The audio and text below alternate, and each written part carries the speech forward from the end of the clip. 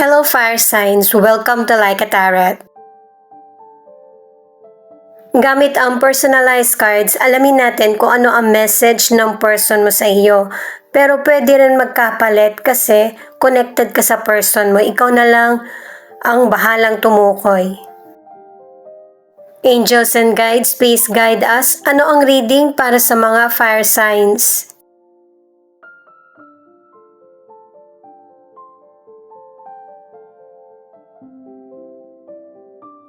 Ito yung unang message, no contact. Ibig sabihin, ang ilan sa inyo, wala na kayong connection sa person mo.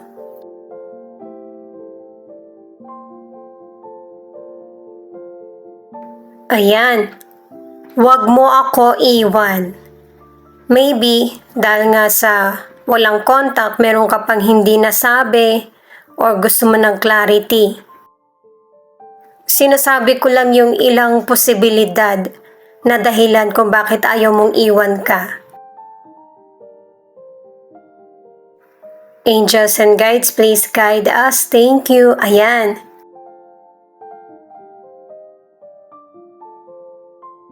Ang alam ko lang, mahal kita. Yung katagapa lang na yan, marami nang ibig sabihin. Kasi sa totoo lang, yan yung pinakaunang dahilan kung bakit isa sa inyo ayaw mong iwan ka ng person mo.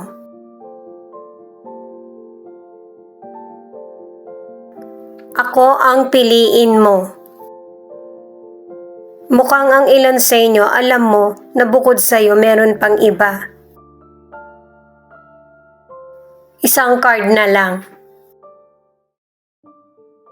Ikaw na lang magpalit ha kung si person mo ito o ikaw.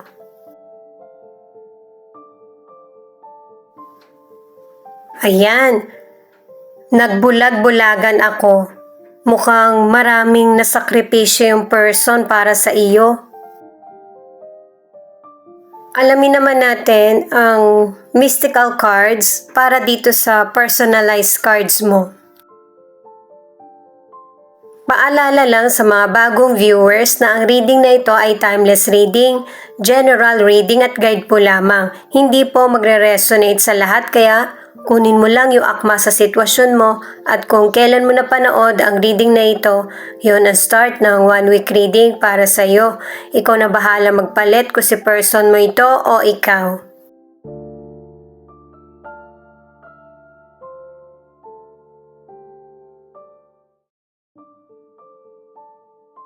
Increase. Sinasabi dito ng card na ito na na-manifest mo yung ninanais ng puso mo ng matagumpay.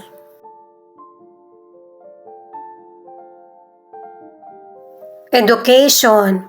Connected nga ito, no? Kasi kung ano yung ninanais ng puso mo, huwag kang magdalawang isip.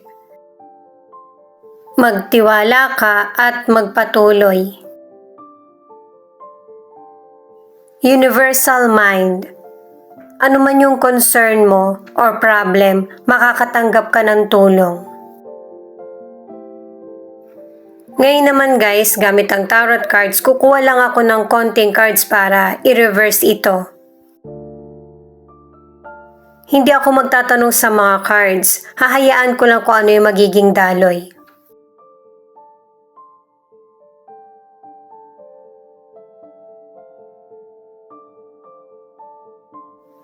Six of Wands, the Chariot, Three of Wands. Kinikalabutan ako sa mga cards mo, sobrang ganda. Kasi naka-3 cards ka na para sa tagumpay, success, success. Ito na yung sinasabi ng mystical cards na minamanifest mo kung ano talaga yung totoong nasa puso mo, kung ano yung gusto mong gawin. Ano to guys overseas, travel, at saka ito yung panahon na nag-grow ka at binibigyan ng panahon yung sarili mo. Kapag maganda yung nagiging takbo ng karir mo, negosyo, wag mo itong pakakawalan. Marami kang magiging achievement sa karir mo or negosyo. Nasa sa iyo kasi yung leadership, focus, at saka yung pagiging determinado at kasipagan. Ang ilan sa inyo ang career o kaya yung negosyo mo, pinapadala mo sa ibang lugar or ibang bansa. Ang ilan sa inyo nagta-travel ka para sa trabaho or negosyo, pero hindi ka nag-i-stay doon ng matagal. Sa mga nasa relationship, itong tatlong cards na to ang sinasabi, tagumpay ka sa career mo or negosyo, pero kailangan balansehin mo din na mabigyan ng oras yung panahon mo para sa sarili o kaya sa pamilya. Kailangan mapakita mo rin sa person mo or sa family yung leadership na kaya mong makontrol ang emosyon mo. Kahit ano pa yung galit mo at saka yung pagiging humble, kailangan mapanatili mo ito. Huwag mong ilayo sa iyo yung mga magiging kakampi mo in the end. Alamin muna natin yung angel number mo. 444. Something very good is coming your way. Good news, good times, good relationship, good health, and many blessings. Type 444 if you are ready. Connected pa rin yung angel number mo. Para naman sa mga single, ang advice ng mga cards, kung ganitong kabisi ka na person, maghanap ka ng potential person na siya yung magbibigay ng time sa iyo, yung uunawa sa iyo. Kasi ang ilan sa inyo, single ka man or nasa relationship, magiging LDR ang connection nyo or relasyon. Dalawa lang yung additional cards na kukunin natin. Itong Page of Pentacles at the Wheel of Fortune. Naka-5 cards ka na para sa tagumpay. Pero ang paalala pa rin ng cards na ito ay i-control mo yung emosyon mo. Kasi may panahon na magiging immature ka sa situation. Tingnan mo yung the wheel. Di ba gulong yan? Sa ngayon, hindi pa siya gumagalaw pero may posibilidad na gumulong na ito na mapunta ka sa ilalim. Kaya sinasabi na ng mga cards na kahit mahirap para sa iyo, i-control mo yung situation. Sa career mo, sa business mo, sa financial, sa love life or personal mong buhay, ang may control niyan ay ikaw, yung emosyon mo. Matatawag kang successful kung nababalanse mo lahat at napapanatili yung patience at pagiging humble. At saka sa relationship, ang ilan sa inyo yung pagiging faithful mo, loyal, at saka yung sweetness. Hinahanap yan ng person mo sa iyo, yung mga katangian na nagustuhan niya. Hindi rin naman kasi naghahanap ng karangyaan yung person mo. Kung may sapat na, okay na. King of Pentacles in reverse, 9 of Wands at 6 of Swords. Unahin muna natin yung financial para maunawaan mo kung bakit nabaliktad yung kapalaran mo. Sa financial, meron kang mga bad decisions na nagawa at saka marami ka ring naging bayarin or magiging bayarin. At saka ang ilan sa inyo, gagamitin mo yung natabi mong financial para mabayaran yung nahiram na pera o kaya loan. Ang maganda nito, unti-unti kang nakakabangon muli dahil moving on at saka healing ka na base sa mga cards.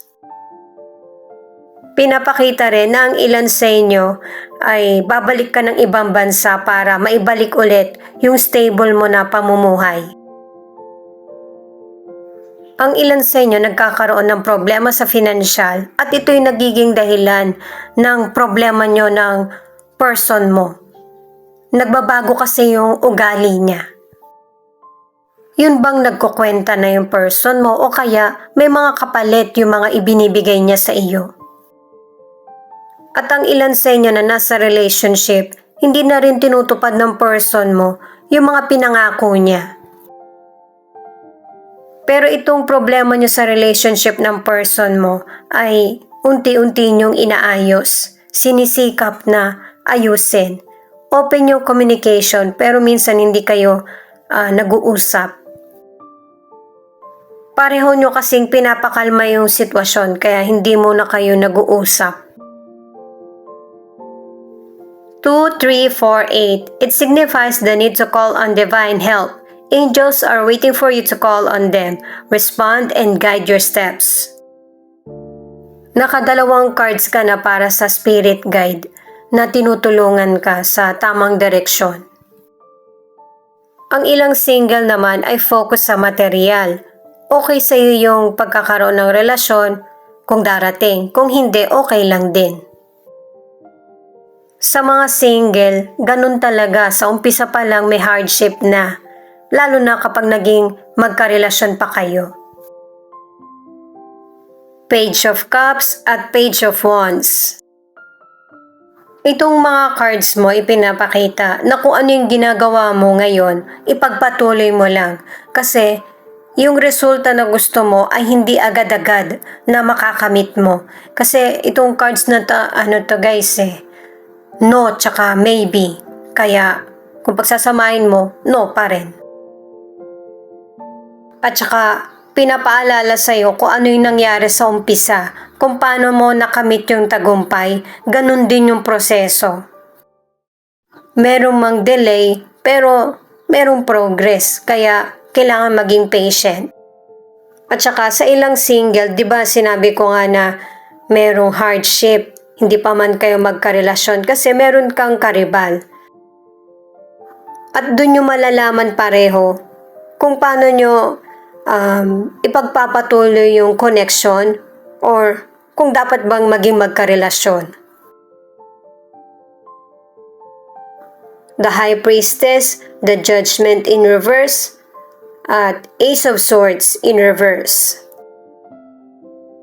Sa mga cards na ito ay pinapakita na kailangan maghinay-hinay ka, lalo na sa emosyon mo. At saka hindi rin makakatulong sa pagtatalo yung masasakit na salita. At saka hindi talaga matatapos yung ibang problem kung hindi ka makikipag-communicate ng maayos.